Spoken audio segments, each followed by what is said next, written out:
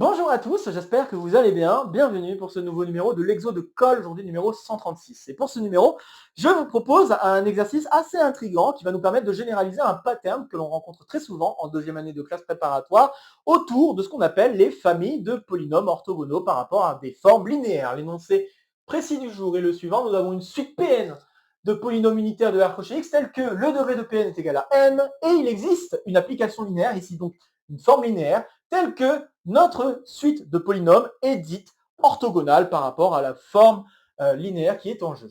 Et on aimerait alors démontrer qu'il existe une relation de récurrence linéaire d'ordre 2 qui permet de lier les polynômes de notre suite.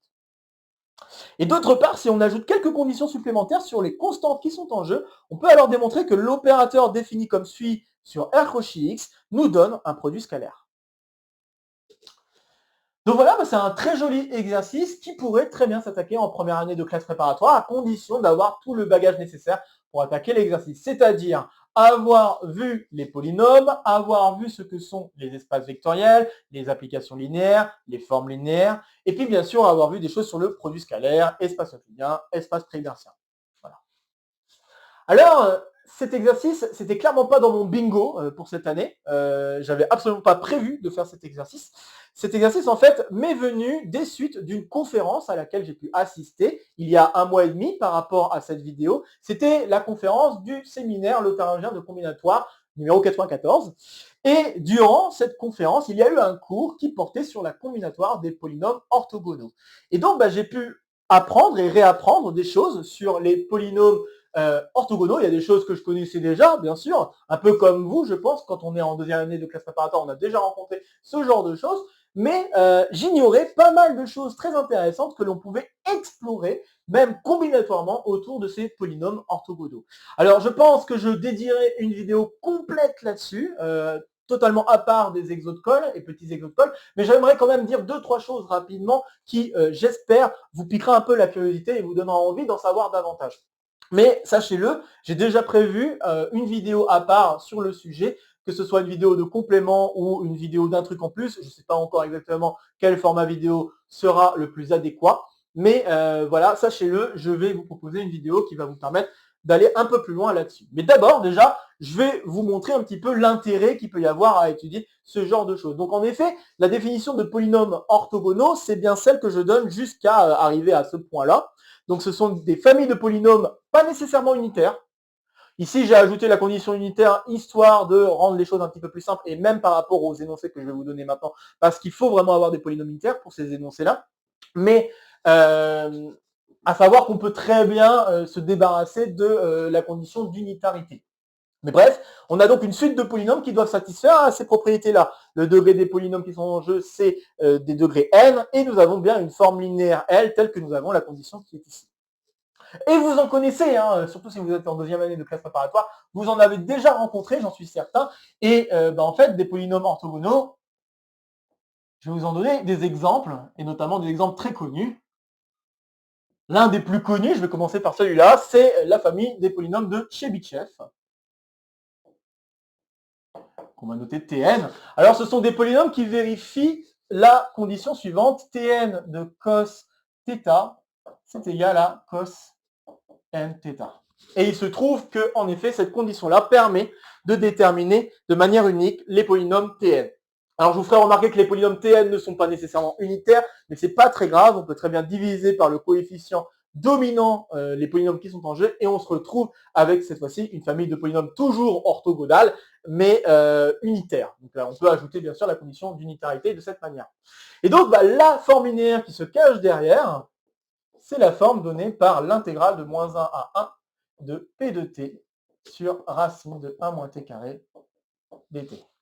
Alors pour avoir cette forme qui nous permet d'avoir l'orthogonalité des polynômes, il faut penser aux relations qui sont satisfaites par les cosinus et les cosinus nθ et les sinus nθ. Quand je m'amuse à regarder des intégrales qui vont de moins pi sur 2 à pi sur 2, je crois, ou moins pi, peu importe, et bien quand je regarde ces intégrales-là, on va avoir 0 quasiment tout le temps, sauf si on avait fait cosine θ fois cosine θ ou sin nθ fois sin nθ. Il n'y a que ces conditions-là dans lesquelles on va avoir des intégrales qui sont non nulles, et dans les autres cas, ça va être des intégrales nulles. Et à cause de la relation ici donnée pour les polynômes, eh bien, on peut s'amuser à faire un changement de variable en remplaçant u ou t par cos θ, et en faisant ça, on va se retrouver avec une intégrale de la forme suivante, avec tn de t et tm de t. C'est exactement ce qui va se produire. Donc c'est comme ça qu'on arrive à retrouver la forme linéaire, par exemple, qui rend les polynômes de Chebyshev orthogonaux dans cette affaire.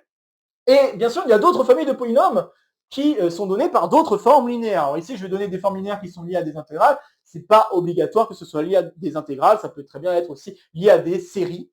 Il n'y a pas non plus d'interdiction à cela. Bref, l'intérêt général, c'est d'avoir quand même une mesure assez bien adaptée par rapport au calcul de la forme linéaire. Donc c'est tout ce qui va vraiment importer en fait. Mais pour donner d'autres exemples, nous avons les polynômes de Hermite, Hn, qui sont orthogonaux par rapport à la forme linéaire que j'écris ici, donc intégrale de moins infini à plus infini de p de t exponentielle de moins t carré dt. Alors je ne sais plus si on l'a déjà rencontré dans la chaîne, si tel est le cas, je retrouverai l'exercice en question, la vidéo en question, et je le mettrai en lien en description si ça vous intéresse. Mais voilà, c'est aussi une autre famille de polynômes très intéressante qui sont orthogonaux donc par rapport à cette forme linéaire. Il y a une autre famille assez connue, c'est la famille des polynômes de Laguerre. On va les noter Ln, et ceux-ci sont orthogonaux par rapport à la forme linéaire que j'écris maintenant, intégrale de 0 à plus infini de p de t fois exponentielle de moins t dt. Et on peut s'amuser à créer d'autres familles par rapport à des formes linéaires. Donc c'est vraiment très intéressant à noter, je trouve, que voilà, on a toutes les familles de polynômes qu'on aimerait étudier qui sont liées à justement une histoire de mesure cachée dans nos calculs. Bon, je trouve ça vachement rigolo et intéressant comme affaire. Et puis bon, il y a pas mal d'autres trucs, d'autres résultats que j'aimerais mentionner aussi rapidement. Je vais peut-être pas rentrer dans le détail. Alors en fait, le fait que si on a une famille de polynômes orthogonaux, alors on a une relation récurrente d'ordre 2, ça, c'est une partie d'un résultat qui s'appelle le théorème de Favart. Et en fait, le théorème de Favart, il vous dit même mieux que ça. Il vous donne carrément une équivalence. C'est-à-dire que si vous avez une suite de polynômes définie de la manière suivante, P0 égale 1, peut-être que P1, vous pouvez le définir par rapport à ça, mais vous pouvez aussi dire que P-1, si vous voulez, comme ça vous permet de définir P1. P-1 va être donné par 0. Donc vous pouvez considérer une suite de polynômes partant de P0 égale 1, P-1 égale 0. Et si vous avez une relation récurrente d'ordre 2 qui lie la suite de polynômes qui est en jeu, alors vous pouvez construire une forme linéaire pour laquelle la suite de polynômes va être orthogonale. Et ça, c'est vachement intriguant comme résultat, en tout cas dans ce sens-là. Alors, il y a une chose qui est importante à noter, c'est que si vous aviez décidé que la forme linéaire en 1 est égale à 1, alors la forme linéaire va être uniquement déterminée à partir de votre suite de polynômes. En effet, une chose intéressante à noter, qui sera éventuellement utile aussi pour l'exercice, donc je me permets de spoiler une partie de résolution, mais c'est pas très grave, ça changera un petit peu d'habitude. Les polynômes ici sont tous de degré n, et à cause de ça, votre famille de polynômes est nécessairement une base de R coche X. Et donc, à cause du fait que vous avez une base, si vous voulez définir une forme linéaire, vous pouvez très bien la définir en disant quelle va être l'image de chaque élément donné dans une base de R coche X. Et ici, vous pouvez très bien dire que L de 1 c'est égal à 1, et L de Pn pour n supérieur ou égal à 1, vous allez dire que c'est égal à 0. Et grâce à ça, ça vous donne une forme linéaire qui peut être définie à partir donc d'une base que je viens de proposer. La difficulté majeure dans cette réciproque, c'est pas le fait de définir correctement la forme linéaire, c'est surtout de vérifier que les polynômes sont bien orthogonaux par rapport à cette forme linéaire. Et là, ça demande un petit peu plus de recul et de travail pour le démontrer. Donc voilà, là on va démontrer donc un des sens les plus faciles, parce que on a deux sens bien sûr, le sens le plus facile de ce théorème de Favart. Il y a d'autres trucs aussi assez intéressants que je pourrais dire, mais je vais les garder pour une autre vidéo. Un autre truc que j'aimerais quand même mentionner qui je trouve est assez intriguant, c'est la chose suivante. Donc je vais l'appeler théorème rigolo. C'est si vous avez une forme linéaire, donc on va l'appeler toujours L, si vous avez une forme linéaire qui va de R coche X vers R, et si vous avez mu n, on va poser mu n comme étant l'image de chacun des xn. Voilà. Donc si je considère ça, alors on a une équivalence sur le comportement des mu n par rapport à l'existence d'une famille de polynômes qui vont être orthogonaux par rapport à la forme linéaire. Et donc, les conditions qui vont apparaître, et c'est en cela que je commençais à... Je l'ai un peu parsemé, ça. Hein. J'ai dit vite fait qu'il y avait une question de mesure pour pouvoir affirmer qu'il y a une forme linéaire qui permet de rendre les polynômes orthogonaux. Ben oui, il va y avoir des questions de choses à satisfaire sur les formes linéaires qui sont en jeu. Bon, voilà, je ne vais pas rentrer trop dans les détails là-dessus. C'est pas mon but aujourd'hui.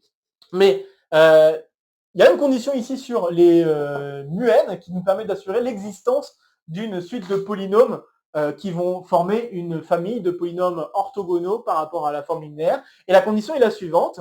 Si pour n'importe quel entier n, le déterminant, je vais le noter delta n d'ailleurs, le déterminant des mu i plus j avec 0 inférieur égal à i inférieur égal à n, j aussi supérieur égal à 0 inférieur égal à n, si les delta n, donc ces déterminants-là, qui sont définis à partir de ces mu n, sont non nuls,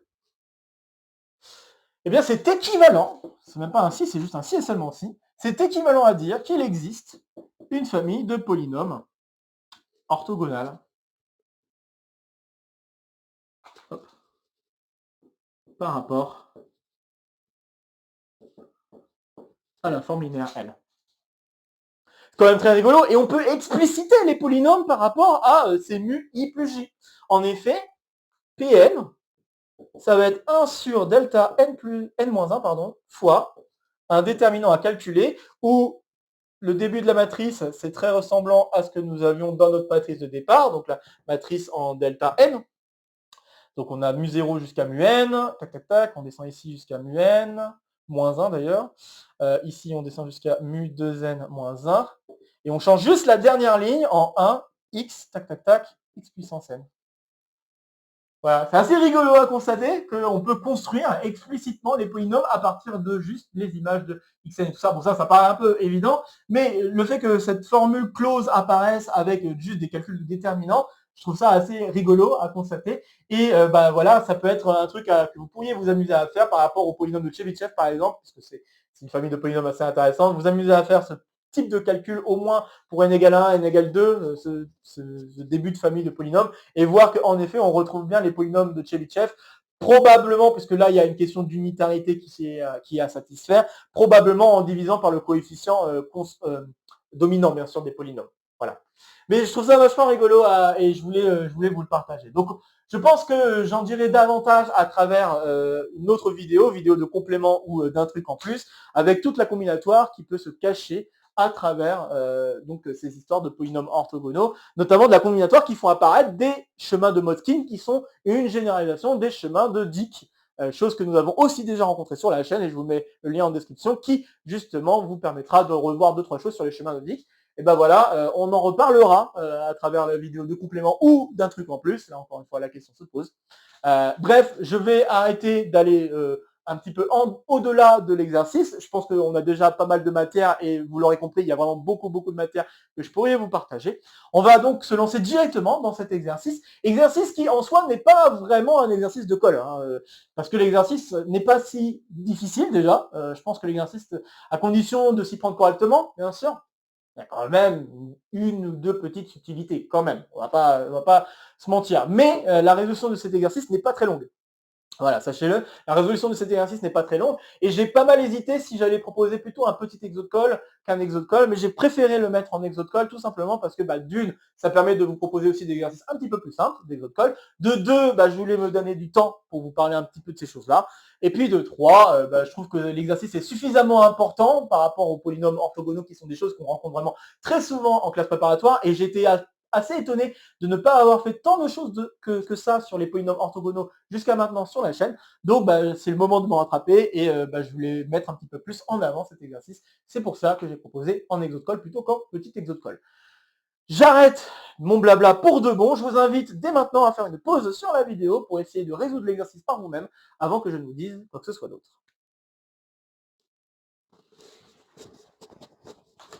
Ok, j'espère que vous aurez essayé. C'est pas un exercice très difficile, hein, je le répète. Le tout est de savoir s'y prendre correctement.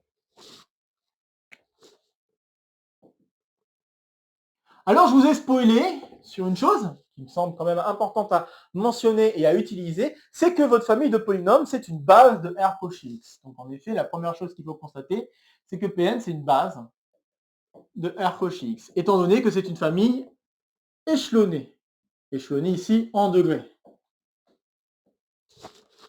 À cause de ça, bah, c'est forcément une base de R Cauchy X. Donc déjà, c'est forcément une famille libre, et c'est forcément une base parce qu'on a vraiment un polynôme pour chacun des degrés qui sont en jeu. Donc c'est ça qui permet d'assurer le fait que nous avons une base. Ensuite, la deuxième chose qu'il faut constater, grâce à la linéarité qui est en jeu, c'est que si on s'amuse à faire le même calcul pour un polynôme Q à la place de Pn, si vous mettez un polynôme Q de degré inférieur strict à M, alors vous pouvez dire que le calcul que vous allez faire ici, donc L de Q fois Pm, ça va donner 0. Donc, par linéarité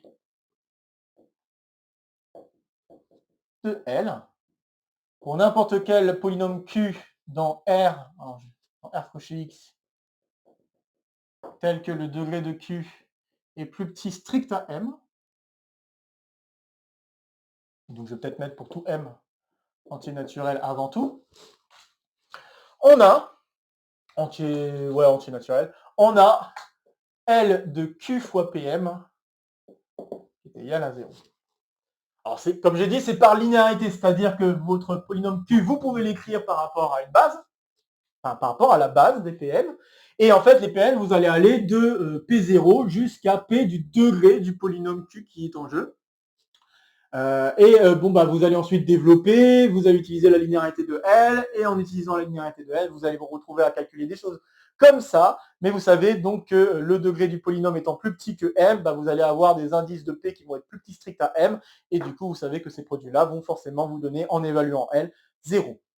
Voilà. Je ne fais pas le détail, mais c'est vraiment ça qu'il faut écrire pour pouvoir se ramener à ce genre de choses. Très bien.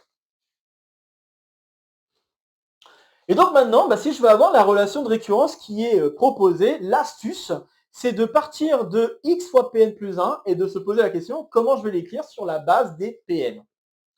Donc, si maintenant je considère n entier naturel, on peut noter que x fois Pn plus 1, puisque le degré se comporte bien avec le produit, ça c'est exactement 2 degrés n plus 2. Et à cause de ça, vous pouvez affirmer qu'il existe alors des constantes, qu'on va noter alpha 0 jusqu'à alpha n plus 2, donc des constantes réelles bien sûr, telles que vous pouvez écrire que x Pn plus 1, c'est égal à la somme pour k allant de 0 à n plus 2 de alpha, alpha k et k. Donc très bien, ça c'est la première chose qu'il faut constater. Maintenant que nous avons ça, on peut déjà déterminer certaines valeurs de alpha k. Donc notamment, on peut voir que alpha n plus 2 n'aura pas d'autre choix que d'être égal à 1. Donc comme Pn plus 1 et Pn plus 2 sont unitaires, il faut que alpha n plus 2 soit égal à 1. Ça, c'est le seul moyen pour assurer que le coefficient dominant des polynômes qui sont en jeu, parce que ici, le coefficient dominant, c'est celui donné par Pn plus 1, donc ici, alpha n plus 1, Pn plus 1, et donc finalement, alpha n plus 1, puisque le coefficient dominant de Pn plus 1, c'est 1. Et de l'autre côté, le coefficient dominant de ce polynôme-là, c'est le coefficient dominant de x qui est 1, et le coefficient dominant de Pn plus 1 qui est aussi 1. Donc là, vous allez avoir 1 fois 1 qui doit être égal à alpha n plus 2 fois 1, donc alpha n plus 2 doit être égal à 1. Voilà, donc il suffit de regarder les coefficients dominants. Coef dominant. Ok, ça c'est la première chose. Maintenant, si je m'intéresse un petit peu aux indices K, parce que je vous rappelle que je veux une relation récurrente d'ordre 2, où le plus petit indice K doit être finalement N. Que se passe-t-il si K était inférieur à N strictement? Donc, je veux dire, pour L inférieur strict à N, je vais avoir, si je m'amuse un petit peu à le faire, PL fois X fois Pn plus 1, si je le calcule avec L, ça c'est égal par linéarité à somme pour k allant de 0 à n plus 2 de alpha k L de PL PK. PK. Tac.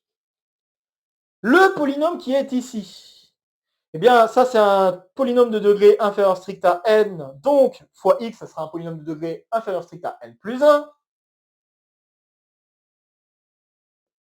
Et donc, d'après ce que je vous ai fait comme remarque au tout début, vous avez alors que ce résultat-là donne 0.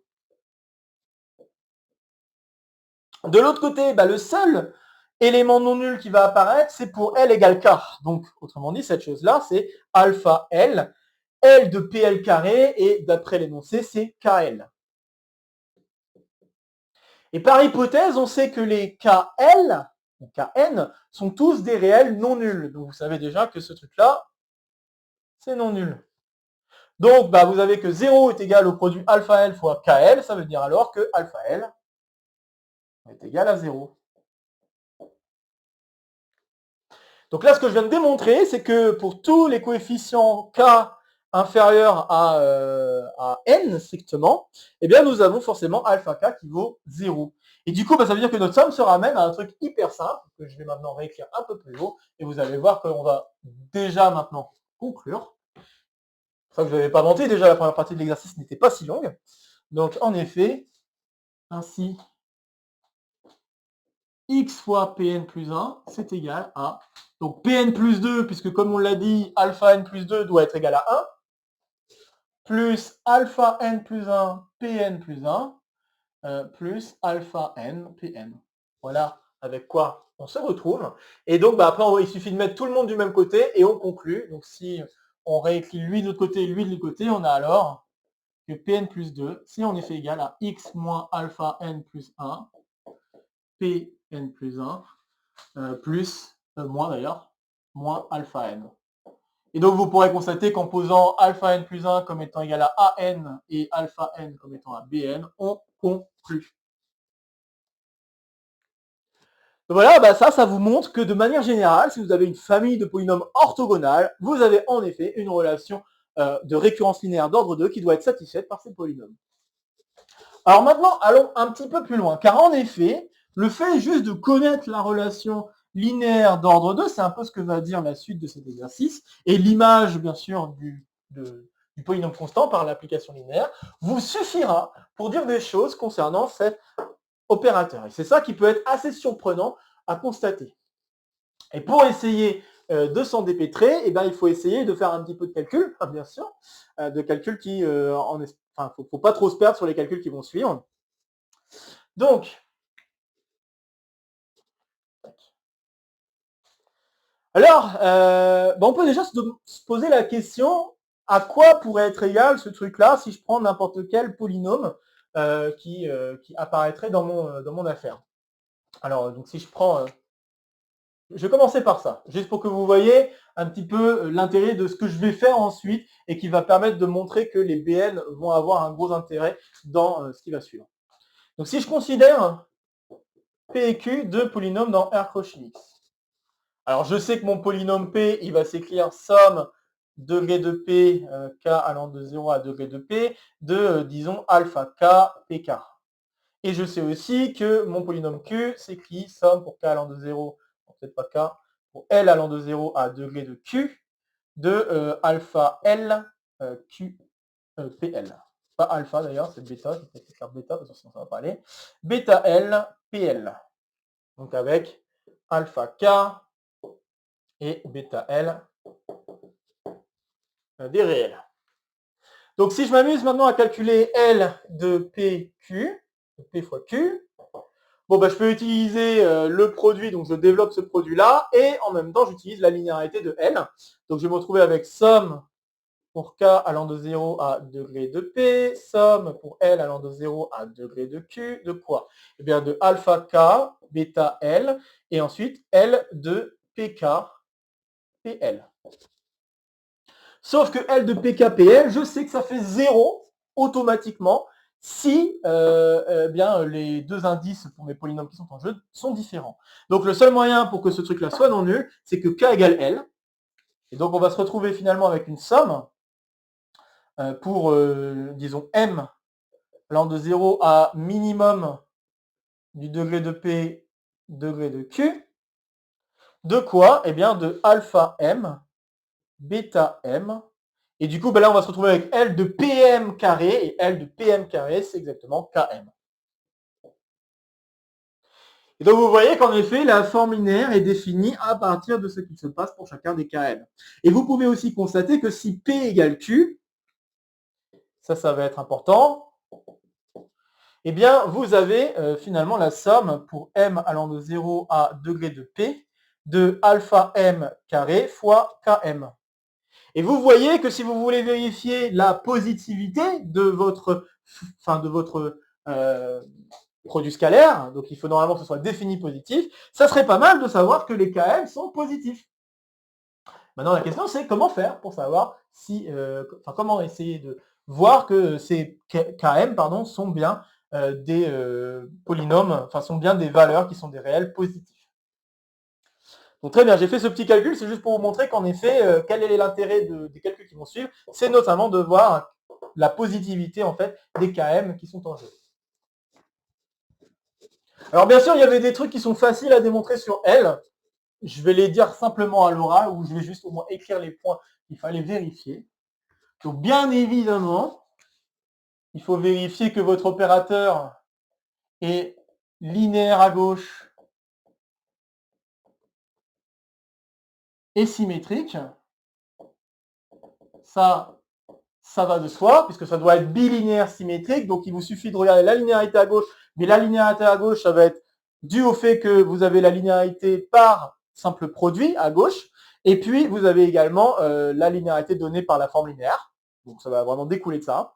Et puis la symétrie vient tout simplement de la commutativité du produit des polynômes dans R coché X. Voilà. Donc ça, c'est assez évident et je ne vais pas l'écrire. Par contre, la partie moins évidente, c'est notamment de vérifier que cet opérateur-là est bien un opérateur qui va être défini positif. Et c'est ça qu'il nous reste à faire. Et donc pour vérifier ça, eh bien on va montrer que en effet, Km est strictement positif pour tout M entier naturel.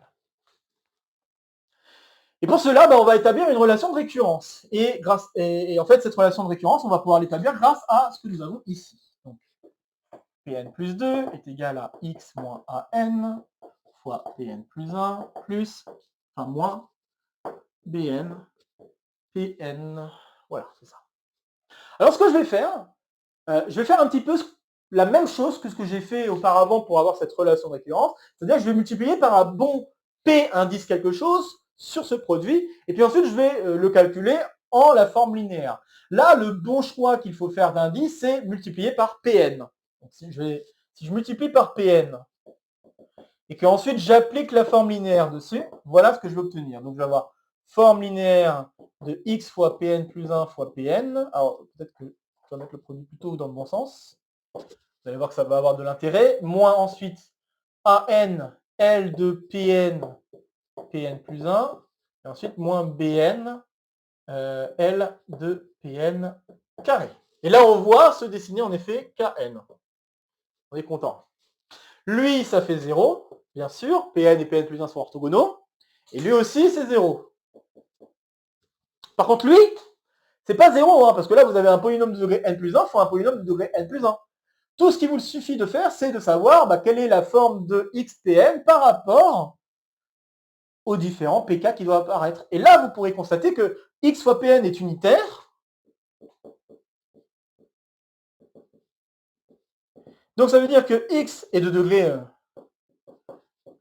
égal à n plus 1. Donc ça veut dire que x fois Pn, c'est forcément de la forme Pn plus 1, plus somme de, je vais les appeler gamma, donc gamma S, donc gamma SPS, avec S allant de 0 à n.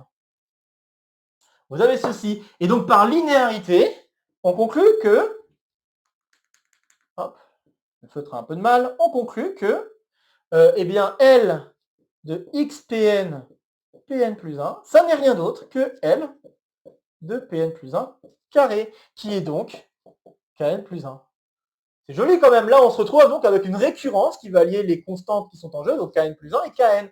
Ce qui veut dire, en modifiant un petit peu cette relation, que Kn plus 1, c'est rien d'autre que Bn fois Kn. Et donc, bien sûr, par récurrence évidente,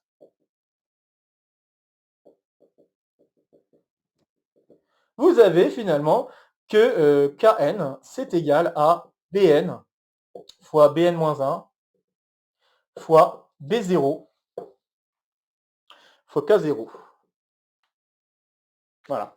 Vous vous retrouvez avec cette relation, et vous savez que chacun des Bn sont positifs, donc ce produit-là est positif strict, et puis K0, bah, c'est aussi positif strict par hypothèse. Donc conclusion, vous avez que chacun des Kn sont positifs stricts. Yes! Donc on vient de réussir à démontrer cette chose-là. Maintenant qu'on a cette chose-là, bah, j'affirme qu'on peut conclure. Je vais effacer maintenant le tableau. Encore une fois, comme d'habitude, n'hésitez pas à faire des pauses, à faire demi-tour sur la vidéo. S'il y a des choses que vous n'avez pas très bien compris, s'il y a des choses que vous avez besoin de revoir, le support vidéo, il est vraiment fait pour ça. Hop. Donc très bien, alors maintenant on va montrer que le produit scalaire est défini positif. Donc si j'ai P, donc le produit scalaire de P avec P, on l'a vu tantôt, je ne vais pas refaire le calcul, on a vu que ça c'était égal à la somme pour K allant de 0 au degré de P de alpha K carré, K indice K. Ouais, c'est peut-être pas une bonne idée K, donc je vais peut-être l'appeler M, ça serait mieux. Donc M, M, M. Et comme on sait déjà que on sait maintenant que les Km sont positifs stricts. Là, les alpha m au carré, évidemment, comme ce sont des réels, c'est positif. Et donc, par conséquent, cette chose-là, cette expression-là, on est à une somme de termes positifs. Donc, c'est clairement positif. Pas de problème. Donc, en effet, le produit scalaire est donc bien, l'opérateur est bien positif. Reste à vérifier qu'il est défini. Donc, si je dis que le produit scalaire de PP est égal à 0, ça veut dire que la somme des alpha m carré Km est égale à 0. Mais comme ici, nous avons une somme de termes positifs qui donne 0, ça veut dire que chacun des termes doit être nul, exactement comme pour les intégrales. L'intégrale d'une fonction continue positive qui est nulle, ça veut dire que la fonction qui est en jeu est nulle. C'est un peu le même genre d'idée. Donc là, ici, nous avons tous les termes qui sont nuls. Pour tout m, pour tout m dans 0 degré de P, nous avons alpha, nous avons alpha m carré fois Km qui est égal à 0, mais vous savez que Km est strictement positif, donc c'est non nul, et donc alpha m au carré doit être nul, donc ça veut dire que alpha m est nul. Mais si alpha m est nul, je vous rappelle que votre polynôme, celui avec lequel vous êtes parti, s'écrivait somme des alpha m, pm. Alpha m pm pour m allant de 0 au degré de p. Donc là, vous êtes en train de dire que tous les alpha m sont nuls, ça veut dire que le polynôme est nul. C'est gagné, vous avez démontré en effet que l'opérateur est à la fois positive et bien définie, donc définie positive, et donc en même temps linéaire à gauche et symétrique, donc bilinéaire symétrique, ça signifie en effet que vous avez bien un produit scalaire. Donc voilà, un joli petit exercice qui se conclut ici. Bon, comme d'habitude, je vais faire le petit carré du CQFD. Donc il se conclut ici, mais il y a encore pas mal de choses que j'aimerais vous partager, et ça sera à travers une autre vidéo de complément ou d'un truc en plus. On verra bien quel format s'y prêtera le mieux. Donc j'espère vous avoir un peu piqué la curiosité autour de tout cela, et que ça vous donnera envie d'en savoir davantage, et donc envie de voir cette nouvelle vidéo qui sortira un petit peu plus tard. Pour le moment, j'espère que d'avoir revu ces choses-là sur les polynômes orthogonaux et de voir un mécanisme général sur les polynômes orthogonaux vous a plu, et ça vous donnera, j'espère, des idées aussi si d'aventure vous recroisez des polynômes orthogonaux et que vous devez démontrer des choses comme ça, des relations récurrentes d'ordre 2, des choses comme ça. Si vous avez ces exercices-là qui ressortent, j'espère que ça vous donnera des idées de comment vous pouvez les démontrer, parce que ça, en fait, c'est pour vous montrer de manière générale comment vous pouvez démontrer que vous avez une relation récurrente d'ordre 2. Donc voilà, c'est vraiment très joli à faire. Bref, c'est tout pour moi, pour aujourd'hui. Donc comme d'habitude, n'hésitez pas à partager la vidéo si vous connaissez des camarades qui pourraient être intéressés par cette vidéo ou par le contenu de la chaîne de manière plus générale. N'hésitez pas à laisser en commentaire vos questions, vos remarques, vos retours concernant cet exercice. Ça fera toujours plaisir de discuter maths avec vous. Ici, ce sera pour me soutenir. Ici, ce sera pour vous abonner. N'oubliez pas d'activer la clochette. De nouvelles vidéos vont se proposer à vous pour continuer à faire le tour de la chaîne. Et sur ce, je vous retrouve très vite pour de prochaines aventures mathématiques. Portez-vous bien et à très bientôt. Salut à tous!